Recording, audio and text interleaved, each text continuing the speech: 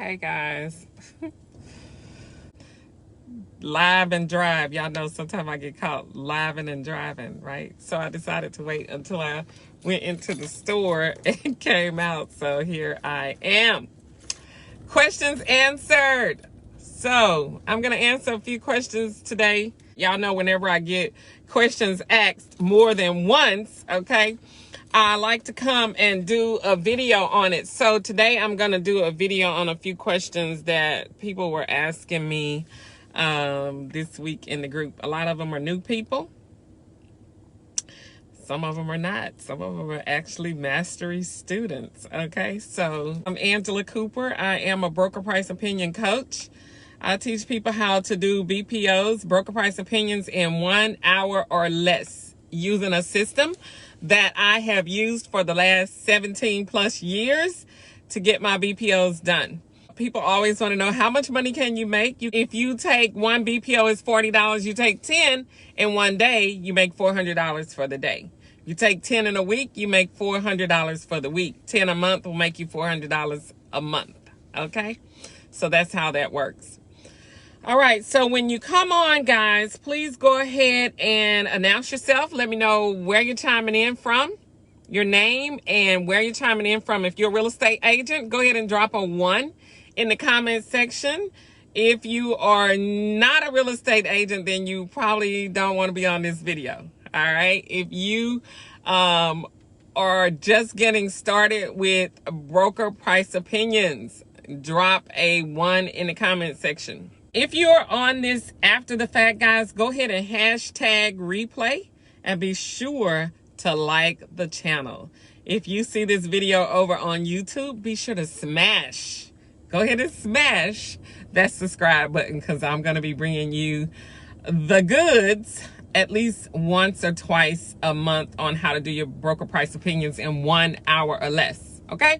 So now that we got all the housekeeping out the way, one of the questions this week was, how do you get to do REOs? If you are a BPO person and that's all you do, can you do BPOs and they lead to REOs, which is real estate owned? For those of you who don't know, that's real estate owned. That means that somebody's house went into foreclosure. It actually foreclosed and now the bank owns the property. It's called real estate owned. Can broker price opinions lead to REOs? Absolutely, yes, they can. But quite frankly, that is not the way you want to break into getting REO properties. If you want to be a REO listing agent, you want to go ahead and get yourself onto some of the conferences that they have for asset management companies. Most of the time they have like a conference every quarter, or you can go to the real estate conference, any real estate conference, and get connected to some of the lenders or the asset management companies. And from there, you can let them know that you're a BPO specialist and that you specialize in REO properties, listings. You're looking to list REO properties, okay? Now, they might ask you, are you familiar with doing BPOs? As a matter of fact, in order to list a property, they do not want you to have previously done a BPO on that property. Now, after you get the listing, they might ask you to do an analysis or a BPO on it. But typically they will get someone else to do the BPO because you're the listing agent. If you listed a property, they don't want you to do a BPO on that same property. Okay? So it's two separate things. You're not going to necessarily become a REO listing agent just because you do BPOs. That just don't happen. It don't happen like that. You got to network in order to get in that game. Okay? Make sure that you have all your ducks in a row, though. Make sure you have your REO insurance. Make sure you have your background check, some references that you've done, BPOs for, some asset management companies that you've done BPOs for. You definitely want to have that behind you before you start trying to list REO properties, okay? All right. The next question was, How do I know how much to charge for BPOs? If it's an exterior or interior, how much do I charge? Well, for exterior BPOs, they go anywhere from $30 to $55 for exteriors, okay? And basically that is going to be actually up to the company that's listing the BPO. I don't care what you say you will charge them. They're going to charge you whatever they want to charge you. Whatever their going rate is in that area, that's what they're going to charge you. So in other words, their software already have a built-in algorithm that's going to pay you based on how many miles or distance it is from your office or your home base. Okay, if you work at home, that's probably your base. It's going to measure a distance from that base to wherever the BPO is, and that's how much they're going to pay you based on that distance. Some of the companies have that algorithm connected to their site, but many of them, 95% of them, okay, already have a base price that they offer for the exterior and the interior BPO. Now here's where you come in with naming your price. If you don't like the price that they gave you, that they're going to be paying, counter offer and tell them, this is what I will do that BPO for. Okay. So a lot of companies will already come to you with the price. If you don't like or don't want to do it for that price, go ahead and do a counter offer. Okay. All right. So in order to do a counter offer on many of them, you have to go ahead and decline it. And when you decline it, it'll pop back up and say, well, how much would you do it for? Or what is your counter offer?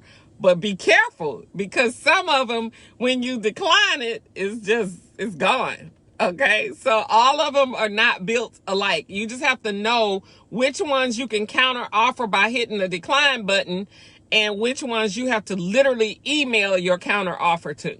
Because if you hit that decline button and the whole thing go away, now you got to email your offer in to that company. A lot of them is orders at whatever the name of the company is, or info or support, whatever the name of the company is. Okay.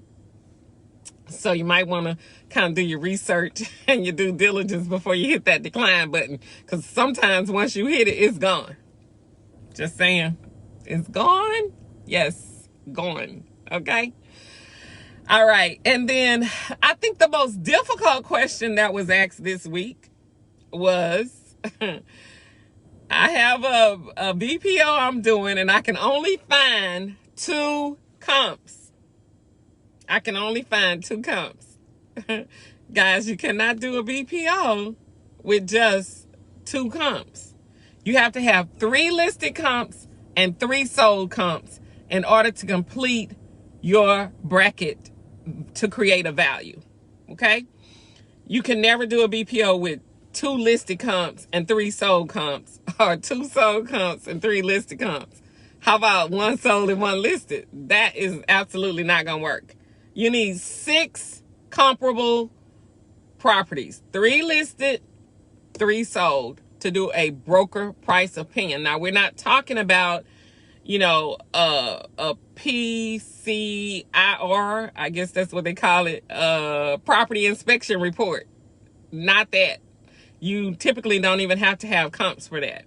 But if you're going to do a BPO, exterior or interior, you must have 6 comps, 3 sold and 3 listed. If it gets difficult to find a comp, guys, you have to go out. Just take your mileage all the way out. If you're suburban, you want to go up to 2 miles. If you're urban, you want to go up to 1 mile maximum. Okay.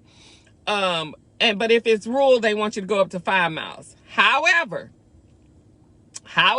okay, there are some exceptions to the rule. If you have a unique subject property and you have to go suburban up to 5 miles, guess what? You just have to go, but make sure you've exercised all of your other avenues. Like you've already relaxed your square feet. If it's a sold comp, you want to be sure that you go back at least 12 months, 365 days. I always do 360, but if your computer take 12 months, put 12 months in. If it'll go back 365, put that in. Whatever it'll take, but I at least go back 360 days. Okay? So, you have to exercise all of those different avenues before you go past your 2 miles. So your thing is going to be, you're going to have to comment. Why did you go past 2 miles on a suburban property? It might have been a brand new house in an old neighborhood. Your neighborhood is 35 years old, but your house was built in the last year. Sometimes you have to go out for that, okay? Also, it could be a rural property. It could be a rural property on, I don't know, 10 acres. And your subject is on 10 acres. It's a rural property. And all you see is properties that are on a quarter of an acre. So you're going to have to go out and find at least one that's close to 10 acres. It might be something like that, okay? So sometimes you have to go out really far past your distance in order to find a hard to find comp. But you cannot do a BPO with 4 comps or, 2 listed and 3 sold, or however, vice versa. Okay? You can't do that. You have to have 6 comps, 3 listed and 3 sold in order to create your bracket value. All right? Sometimes it gets difficult, but you have to do all of your relaxing. Because remember, location, you're already relaxing your location when you go out on distance. Your year built, you can sometimes get around it if you relax your year built. But you have to exercise your due diligence before you go out past those 2 miles, okay? I'm thinking that's it. If we have any questions, you guys go ahead and put your questions in the comment area. I will be sure to answer you. Now, we have a new and improved mastery course, guys. It is all out of digital video. And I built it on a new platform. So that's going to be super fun and super exciting. If you are a mastery student now, you need to create your new password. The course is already in your platform, and it's going to stay there for as long as you are a mastery student. So it'll stay there forever. Okay? All right. I think that's all I have for you guys. I've answered the 3 top questions of the week, and it's been a pleasure serving you guys. You all have an amazing weekend, and I will see you on the other side. Bye now.